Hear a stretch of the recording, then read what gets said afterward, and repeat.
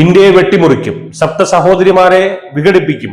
ഇന്ത്യയുടെ സഹായത്താൽ സ്വാതന്ത്ര്യം നേടിയ മണ്ണിൽ നിന്ന് ഇന്ത്യക്കെതിരെ ഉയർന്ന ഏറ്റവും വലിയ വെല്ലുവിളിയാണത്.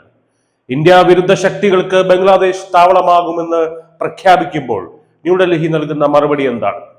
ധാക്കയിൽ നടന്ന പൊതുസമ്മേളനത്തിലാണ് നാഷണൽ സിറ്റിസൺ പാർട്ടി നേതാവ് ഹസ്നത്ത് അബ്ദുള്ള ഇന്ത്യയുടെ വടക്ക് കിഴക്കൻ സംസ്ഥാനങ്ങളെ ലക്ഷ്യമിട്ട് ഭീഷണി മുഴക്കിയത്. ഇന്ത്യയെ തകർക്കാൻ ആഗ്രഹിക്കുന്ന ആർക്കും ബംഗ്ലാദേശിൽ അഭയം നൽകും, സപ്ത സഹോദരിമാരെ ഇന്ത്യയിൽ നിന്നും മുറിച്ചു മാറ്റും എന്നായിരുന്നു ഇയാളുടെ വെല്ലുവിളി. സപ്ത സഹോദരിമാർ എന്നാൽ ആസാം, അരുണാചൽ തുടങ്ങിയ ഇന്ത്യയുടെ 7 വടക്ക് കിഴക്കൻ സംസ്ഥാനങ്ങളെയാണ് ഈ പേരിൽ വിളിക്കപ്പെടുന്നത്. എന്നാൽ ഇന്ത്യ ഇതിനു മുന്നിൽ നിശബ്ദമായിരിക്കില്ല എന്ന് ആസാം മുഖ്യമന്ത്രി ഹിമന്ത് ബിശ്വ ശർമ്മ ശക്തമായ മുന്നറിയിപ്പ് നൽകി കഴിഞ്ഞു. ഇന്ത്യയുടെ പ്രതിരോധത്തിന്റെ തീ അതിർത്തികൾക്കപ്പുറത്തേക്ക് പടരുമെന്ന ഓർമ്മപ്പെടുത്തലാണ് ഇന്ത്യ നൽകുന്നത്. ഈ ഭീഷണികൾക്ക് പിന്നിൽ പാകിസ്ഥാന്റെ കൃത്യമായ കരങ്ങളുണ്ട്. Pak joint chief of staff general Sahir Shamshad മിർസയുടെ സന്ദർശനത്തിന് പിന്നാലെ ധാക്കയിലെ പാക് ഹൈക്കമ്മീഷൻ ഒരു ISI താവളമായി മാറുകയാണ്.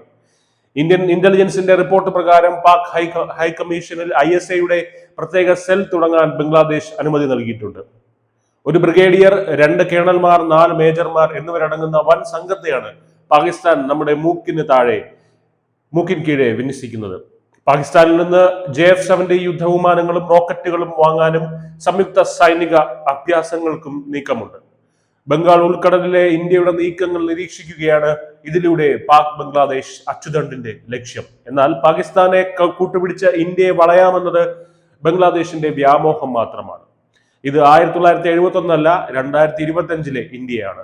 വാക്കുകൾ കൊണ്ടോ ആയുധം കൊണ്ടോ ഇന്ത്യയുടെ പരമാധികാരത്തെ തൊട്ടാൽ അതിനുള്ള തിരിച്ചടി താങ്ങാനുള്ള ശേഷി അയൽപ്പക്കത്തെ പുതിയ സുഹൃത്തുക്കൾക്കുണ്ടോ എന്ന് അവർ തന്നെ ചിന്തിക്കുന്നതെന്നാണ്. News desk, news India Malayalam.